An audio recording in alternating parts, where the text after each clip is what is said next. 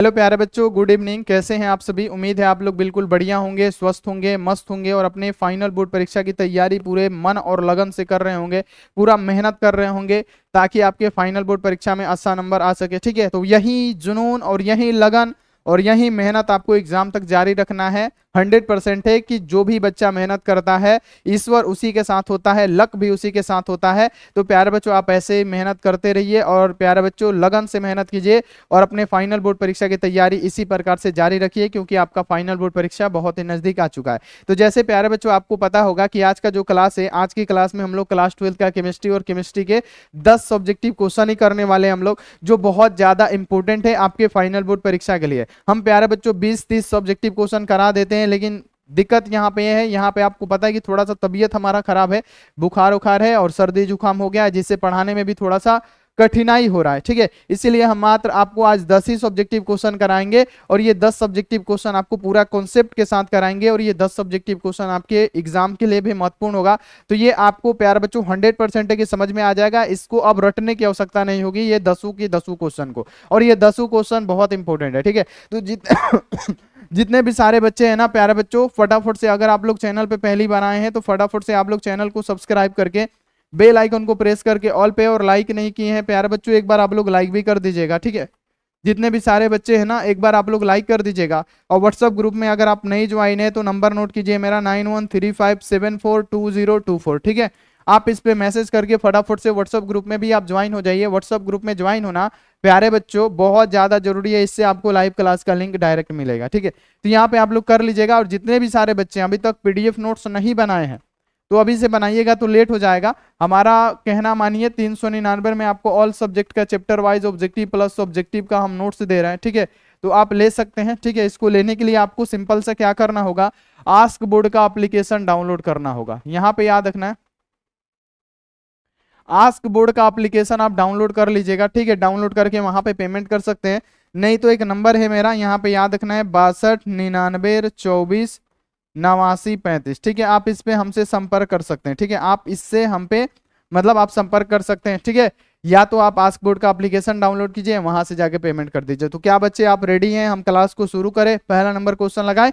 ठीक है, पहला नंबर क्वेश्चन लगाते हैं कि H3PO3 एक डाइप्रोटिक अम्ल है, क्यों? यहाँ आप देखिए क्वेश्चन 2014 में पूछा गया है, या आपसे पूछ देगा कि H3PO3 एक वो क्या है, द्विभाषमिक अम्ल है, क्यों? है ना, तो ये यहाँ पे ऐसे पूछेगा तो यहाँ पे आपको आंसर देना पड़ेगा कि क्यों है। जैसे प्यारे बच्चों हमने आपको बताया भी था ऑब्जेक्टिव में, और इसका जब क्लास करा रहे थे थ्योरी का, फिर भी हमने आपको बताया था कि H3PO जो 3 है वो द्विभाषमिक अम्ल होता है। क्यों? क्योंकि इसके साथ क्या करता है कि 2 OH समूह रखता है जो विस्थापन योग्य होता है। तो प्यारे बच्चों जैसे हम इसकी संरचना बनाए, क्या है, H3PO3 है, यानी P के साथ यहाँ पे बताइएगा आप ही कि P के साथ को हाइड्रोजन है 3 गो, तो हम क्या करेंगे, इधर 3 गो हाइड्रोजन बना देंगे। इधर 3 गो हमने हाइड्रोजन को क्या किया बाबू, ऐड कर दिया। ठीक है, अब देखिए 3 गो ऑक्सीजन भी है, तो डबल बॉन्ड के साथ ऊपर क्या रहता है, 1 ऑक्सीजन रहता है, बच्चा इसमें 2 ऑक्सीजन।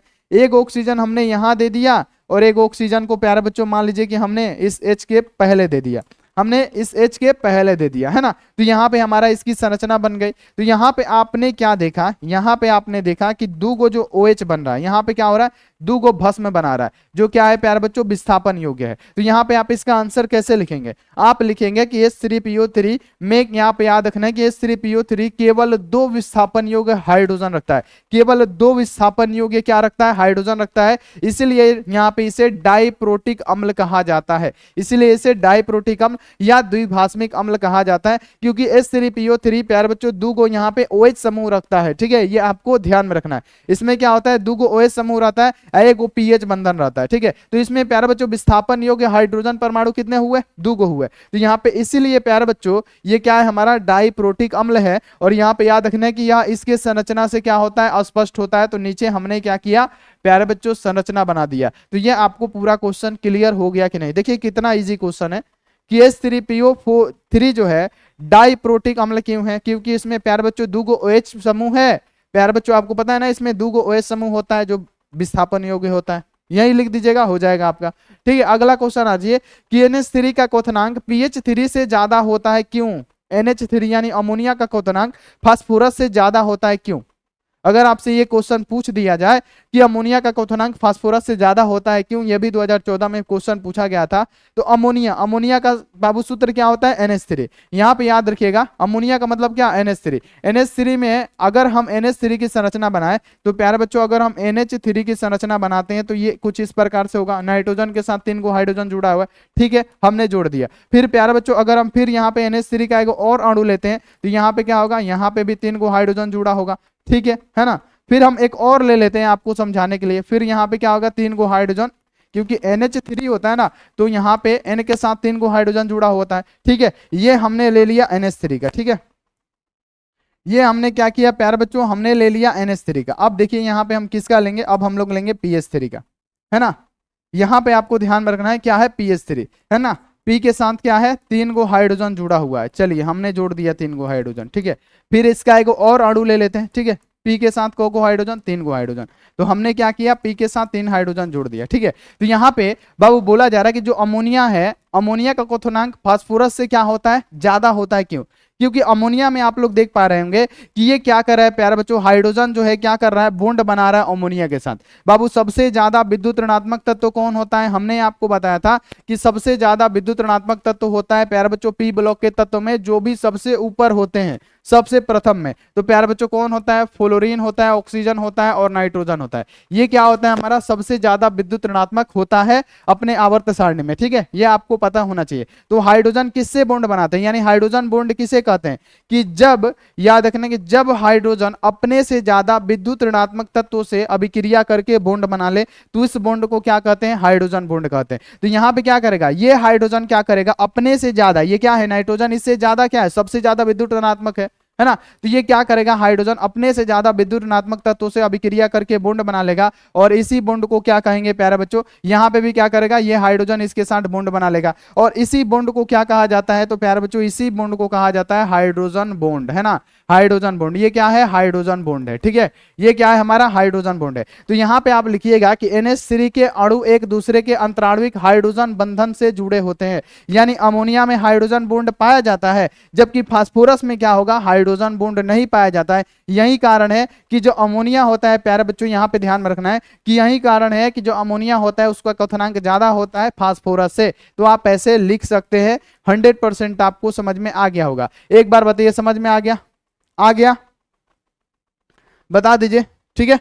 यहां पे सिंपल सा अगर आपसे पूछेगा कि NH3 का क्वथनांक PH3 से ज्यादा होता है क्यों, क्योंकि अमोनिया में हाइड्रोजन बॉन्ड पाया जाता है, इसीलिए प्यारे बच्चों इसका जो क्वथनांक होता है ज्यादा होता है फास्फोरस से, क्योंकि फास्फोरस में हाइड्रोजन बॉन्ड नहीं पाया जाता है, ठीक है, क्लियर हो गया। तो NH3 के यहाँ पे अणु एक दूसरे से, यहाँ पे ध्यान में रखना है कि क्या एक दूसरे से अंतराणविक हाइड्रोजन आबंड से जुड़े होते हैं जो कि PH3 में नहीं पाया जाता है, अतः NH3 का क्वथनांक क्या होगा, PH3 से ज्यादा होगा, ठीक है। दूसरा नंबर क्वेश्चन भी हमारा क्लियर हो गया। अब देखिए अक्रिय गैसों में केवल जो जेनोन होता है, एक्सी होता है, वहीं आप देखिए वहीं सही रासायनिक यौगिक बनाता है, क्यों, है ना। ये सारा इंपोर्टेंट क्वेश्चन है, ये भी 2014 का क्वेश्चन है, तो यहाँ पे आपको ध्यान में रखना है, सिर्फ समझना है कि क्वेश्चन में पूछा क्या गया है कि अक्रिय गैसों में जो जेनोन होता है, ठीक है, एक्सी जेनोन, है ना। यहाँ पे अक्रिय गैस में क्या होता है, helium, neon, argon, krypton, xenon, radon, ये सब क्या होते हैं प्यारे बच्चों, अक्रिय गैस होते हैं जिनको वर्ग 18 में रखा गया है, ठीक है। तो अगर आपसे बोला जाएगा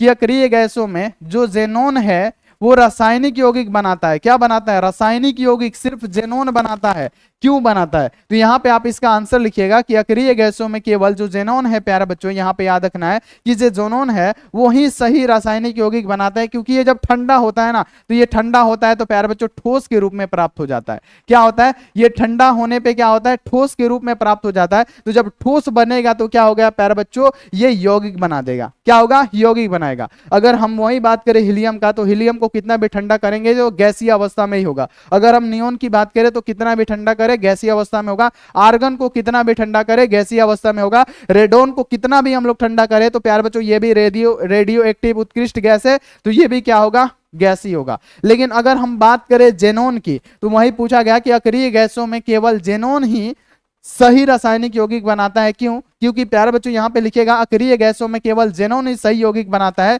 क्योंकि ठंडा होने पे ठोस के रूप में यह प्राप्त हो जाता है जिसका द्रव्यंक 46 डिग्री सेल्सियस तक होता है, ठीक है। तो यहाँ पे आप इसको लिख दिए, आपको समझ में आ गया। तो ऐसे ऐसे क्वेश्चन आप लोग जरूर कीजिएगा, इंपॉर्टेंट है। चलिए आगे बढ़िए कि संक्रमण धातु परिवर्तनशील संयोजकता दर्शाती है क्यों। 2021 का क्वेश्चन है कि जो संक्रमण धातुएं होती है, संक्रमण धातुओं को डी ब्लॉक में रखा जाता है। देखिए उसका श्रेणी बनाया है 3D श्रेणी, 4D श्रेणी, 5D श्रेणी, 6D श्रेणी, यानी टोटल श्रेणियां कितनी है, 4 श्रेणियां है। ठीक है, तो वहीं पूछा जा रहा है कि संक्रमण धातुएं परिवर्तनशील यहाँ पे संयोजकता दर्शाता है क्यों, परिवर्तनशील संयोजकता क्यों दर्शाता है, जितने भी संक्रमण तत्व है और संक्रमण तत्वों को डी ब्लॉक में रखा जाता है, ये भी आपको पता होना चाहिए। तो याद रखिएगा कि संक्रमण धातुएं, यहाँ पे सिंपल सा आप लोग लिखिएगा कि जो संक्रमण धातुएं है परिवर्तनशील संयोजकता दर्शाता है क्यों, तो यहाँ पे लिखिएगा कि जो संक्रमण धातुएं होती है परिवर्तनशील संयोजकता दर्शाती है क्योंकि इनके जो बाह्यतम कक्षा होता है ना प्यारे बच्चों, क्या होता है n-1 इंटू डी में, डी में 1 से लेके कितना तक, तो 10 तक इलेक्ट्रॉन भरा जाता है। आपको पता है ना डी में कितना तक, तो 1 से लेके 10 तक इलेक्ट्रॉन भरा जाता है। साफ साफ लिख देते हैं डी में कहां से कहां तक भरेंगे प्यारे बच्चों, तो यहां पे याद रखना है कि डी में 1 से लेके 10 तक भरते हैं और यहां पे ns में क्या 1 से 2 इलेक्ट्रॉन इसमें भरा रहता है। ठीक है, तो यहां पे आपको पता होना चाहिए। तो याद रखिएगा कि धातुएं, यहां पे याद रखना कि संक्रमण धातुएं परिवर्तनशील संयोजकता दर्शाता है क्योंकि इनके n-1 इंटू डी और ns ऑर्बिटल के इलेक्ट्रॉन आबंध से क्या होते हैं, निर्माण में योगदान करते हैं, यानी आबंध निर्माण में क्या करेंगे, योगदान करेंगे। इसलिए प्यारे बच्चों यहां पे याद रखने की जितनी भी संक्रमण धातुएं होती है परिवर्तनशील संयोजकता को दर्शाती है। तो संक्रमण धातुएं कौन सी हो गई हमारा प्यारे बच्चों, याद रखना कि कॉपर हो गया, कॉपर है ना। अगर बात किया जाए जिंक, तो जिंक नहीं होगा संक्रमण धातु। ठीक है, संक्रमण धातु वो होते हैं जिसका प्यारे बच्चों क्या हो, कक्ष खाली होना चाहिए, उसका ऑर्बिटल खाली होना चाहिए। लेकिन अगर जिंक का बात करें तो जिंक का पूरा फुल होता है। ठीक है, तो याद रखना है कॉपर का कितना होता है 29। अब 29 के लिए हम लोग डायरेक्ट क्या लिखेंगे, आर्गन को 18 लिख देंगे क्योंकि आर्गन का होता है 18। ठीक है, तो आर्गन 18 और उसके बाद से क्या लिखेंगे 3D10 है ना, तो 18 को 10 को 28 को, उसके बाद से प्यारे बच्चों 4s1 यानी 4s2 होना चाहिए, यहाँ पे 4s1 है। तो ये प्यारे बच्चों पूरा खाली नहीं है, इस कक्षा में 2 इलेक्ट्रॉन भरा जाता है लेकिन इसमें 1 है, तो ये खाली है ना। तो ये क्या कहलाएगा, हमारा संक्रमण तत्व कहलाएगा, है ना। अगर हम बात करें प्यारे बच्चों की, अगर हम जिंक को ले लेते हैं तो जिंक का क्या होता है 30 होता है, तो 30 के लिए अगर हम लिखना चाहें तो यहाँ पे क्या होगा, आर्गन का हमारा 18 हो जाएगा, उसके बाद से 3D10, डी कक्षा में 10 को भराता है और यहाँ पे याद रखना है कि 4s2 हो जाएगा, यानी इस कक्षा में 2 यानी इसका खाली ही नहीं है। तो ये क्या कहलाएगा, संक्रमण तत्व नहीं कहलाएगा। क्या कहलाएगा, संक्रमण तत्व क्या है, नहीं है ना। तो जिसका फुल होगा वो क्या होगा, नहीं होगा। तो ठीक है, ये आपको क्लियर हो गया क्वेश्चन। अगर आपसे बोलेगा कि संक्रमण धातुएं परिवर्तनशील संयोजकता दर्शाता है क्यों, तो लिखना है कि संक्रमण धातुएं परिवर्तनशील संयोजकता दर्शाता है क्योंकि इसके जो ऑर्बिटल होते हैं ना बाहरी कक्षा, यानी n-1 इंटू डी और ns के ऑर्बिटल जो होते हैं इलेक्ट्रॉन आबंधों के निर्माण में क्या करते हैं, योगदान देते हैं। ठीक है, तो यही कारण है कि क्या करता है कि यह परिवर्तनशील संयोजकता को दर्शाता है। ठीक है, क्लियर हो गया। चलिए आगे बढ़ जाते हैं बच्चों। अगला क्वेश्चन है कि H3PO3 एक अकारक और ऑक्सीकारक दोनों की तरह कार्य करता है, जबकि H3PO4 है जो ओनली ऑक्सीकारक की तरह कार्य करता है क्यों, जो 2013 के एग्जाम में आया हुआ है और हो सकता है कि आपके फाइनल बोर्ड परीक्षा में पूछ दे क्योंकि ये बहुत दिनों से पूछा नहीं गया है। ठीक है, देखिए क्वेश्चन क्या है कि H3PO3 है जो द्विभाषमिक अम्ल होता है। ठीक है, H3PO3 है वो क्या कहता है कि वो एक अकारक और ऑक्सीकारक दोनों की तरह कार्य करता है, जबकि जो H3PO4 है जो त्रिभाषमिक है वो सिर्फ ऑक्सीकारक की तरह ही कार्य क्यों करेगा। तो चलिए इसका आंसर हम लोग बताते हैं, यानी हम आपको बताते हैं कैसे होता है। तो लिखिएगा प्यारे बच्चों, आंसर अगर लिखने की बात है तो लिखिएगा कि H3PO3 में याद रखना है कि जो केंद्रीय धातु P है उसका ऑक्सीकरण संख्या कितना होता है, 3 होता है। जो जब 3 होता है तो इसी कारण से क्या होगा, H3PO3 अकारक और ऑक्सीकारक दोनों की भांति कार्य करेगा, जबकि H3PO4 में जो प्यारे बच्चों यहाँ पे जो केंद्रीय परमाणु होता है फास्फोरस, उसका जो ऑक्सीकरण संख्या होता है ना +5 होता है, इसलिए वह ओनली ऑक्सीकारक की तरह कार्य करता है। ठीक है, ये तो हमने आपको आंसर बता दिया। अब प्यारे बच्चों इसको हम साबित करते हैं, चलिए हम आपको साबित करके दिखाते हैं। देखिए क्वेश्चन में क्या पूछा गया कि H3PO3 लिखा गया है कि अकारक एवं ऑक्सीकारक दोनों के जैसा व्यवहार करता है। क्या, ऑक्सीकारक और अकारक दोनों के जैसा व्यवहार करता है, जबकि जो H3PO4 है ना, ये क्या करता है कि ऑक्सीकारक होता है, ओनली ऑक्सीकारक होता है। क्यों होता है ये हम लोग जान लेते हैं। तो सिंपल सा आंसर लिखना है कि H3PO3 में केंद्रीय परमाणु P का ऑक्सीकरण संख्या 3 होता है। तो चलिए निकाल के देख लेते हैं एक बार। यहाँ पे क्या लिखा गया है, PO3 है, ठीक है। तो हाइड्रोजन का कितना होता है, 1 होता है, इसमें गुणा क्या कर रहा है 3।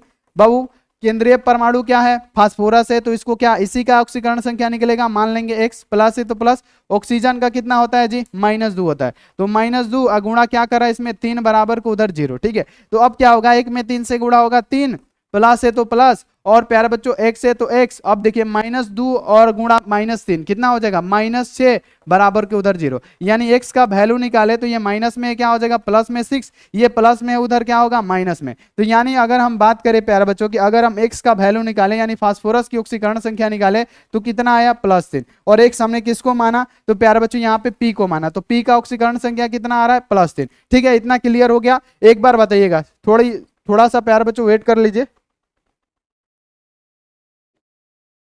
थोड़ा सा दिक्कत है गले में, ठीक है ना। तो यहाँ पे आपको इतना क्लियर हो गया होगा, ठीक है, इतना क्लियर हो गया कि हाँ इसका ऑक्सीकरण संख्या 3 आ रहा है, और यही कारण है कि H3PO3 का ऑक्सीकरण संख्या 3 है। यही कारण है कि ये ऑक्सीकरण और अवकरण की दोनों की तरह कार्य करता है, जैसे क्वेश्चन बताया गया। अब प्यारे बच्चों देख ले कि H3PO4 का ऑक्सीकरण संख्या बोला जा रहा है कि 5 होता है, जिसके कारण ये ओनली ऑक्सीकारक की तरह ही कार्य करता है। तो यहाँ पे हम इसका भी निकाल के देख लेते हैं, H3PO4 है, ठीक है। तो यहाँ पे देखिए H का मतलब क्या, हाइड्रोजन का 1 होता है, गुणा कीजिए 3, प्लस है P का निकालना है क्योंकि केंद्रीय परमाणु P है तो x मानेंगे, ठीक है। ऑक्सीजन का क्या होता है, -2, इसमें गुणा क्या कर रहा है 4 बराबर को उधर 0, यानी अगर हम निकाले तो 3 हो जाएगा, प्लस x हो जाएगा, और माइनस क्या हो जाएगा 8 बराबर को उधर 0, ठीक है। तो अगर हम x की वैल्यू निकाले तो माइनस इधर जाएगा तो क्या हो जाएगा, बराबर को उधर +8, और ये प्लस में 3 है, इधर जाएगा क्या हो जाएगा -3, यानी x इक्वल टू क्या निकलेगा, +5। तो हमने देख लिया कि H3PO3 में प्यारे बच्चों P का ऑक्सीकरण संख्या कितना आ रहा है, जो प्यारे बच्चों लिखा गया केंद्रीय परमाणु P का ऑक्सीकरण संख्या 3। तो ये जब 3 आ रहा है ऑक्सीकरण संख्या, तो ये क्या करेगा, अवकरण और प्यारे बच्चों अवकरण और ऑक्सीकारक दोनों की तरह कार्य करेगा, यानी अवकारक और ऑक्सीकारक दोनों की जैसे कार्य करेगा। जबकि H3PO4 में क्या हो रहा है प्यारे बच्चों, जो केंद्रीय परमाणु P है उसका ऑक्सीकरण संख्या कितना आ रहा है, 5 आ रहा है, इसलिए यह वो अवकारक और ऑक्सीकारक दोनों की तरह कार्य नहीं करेगा, ओनली ऑक्सीकारक की तरह ही कार्य करेगा, ठीक है। क्लियर हो गया होगा। चलिए अगला क्वेश्चन आ जाइए, आप लोग स्क्रीनशॉट ले लीजिए। थोड़ा सा प्यारे बच्चों गला में दिक्कत है ना, तो आप लोग इसको थोड़ा सा मैनेज कीजिएगा। देखिए अगला क्वेश्चन है कि कमरे के तापक्रम पर H2O द्रव जबकि H2S गैस अवस्था में पाया जाता है, क्यों पाया जाता है, ये आप लोग बताइए। कमरे के टेम्परेचर पर, जो प्यारे बच्चों याद रखना है कि जो H2O है ना, H2O है वो द्रवित अवस्था में, जबकि H2S है जो गैसीय अवस्था में होता है। तो हमने प्यारे बच्चों यहाँ पे अमोनिया और फास्फोरस का क्वथनांक के बारे में जस्ट कुछ मिनट पहले हमने आपको बताया था, है ना। उसी प्रकार ये भी है कि H2O द्रवित अवस्था में, जबकि H2S जो है गैसीय अवस्था में पाया जाता है। क्यों, ये मोस्ट इंपोर्टेंट क्वेश्चन है आपके एग्जाम के लिए, ठीक है। तो यहाँ पे हम आपको बताना चाहते हैं कि अगर आपसे बोलेगा कि H2O कमरे के टेम्परेचर पे द्रवित अवस्था में, तो H2O की अगर हम संरचना बनाए तो प्यारे बच्चों यहाँ पे क्या हो जाएगा, ऑक्सीजन के साथ को हाइड्रोजन जुड़ा हुआ है, यहाँ पे याद रखना है ऑक्सीजन के साथ 2 हाइड्रोजन जुड़ा हुआ है, तो यहाँ पे H और यहाँ पे H, ठीक है। एक और ऑक्सीजन का अणु ले लेते हैं, यहाँ पे H और यहाँ पे H, ठीक है। एक और लेते हैं, हमको एक और मन करा, जितना मन करे आप उतना ले सकते हैं, यहाँ पे H और यहाँ पे H, ठीक है। तो प्यारे बच्चों हमने क्या बताया कि जो H2O होता है उसमें हाइड्रोजन बॉन्ड पाया जाएगा, और ये हाइड्रोजन बॉन्ड क्या होता है, हमने आपको सिखाया कि जब हाइड्रोजन अपने से ज्यादा, अब प्यारे बच्चों सबसे ज्यादा विद्युत ऋणात्मक क्या होता है, FON, फोन याद रखिएगा, है ना। सबसे ज्यादा विद्युत ऋणात्मक फ्लोरीन, ऑक्सीजन और नाइट्रोजन।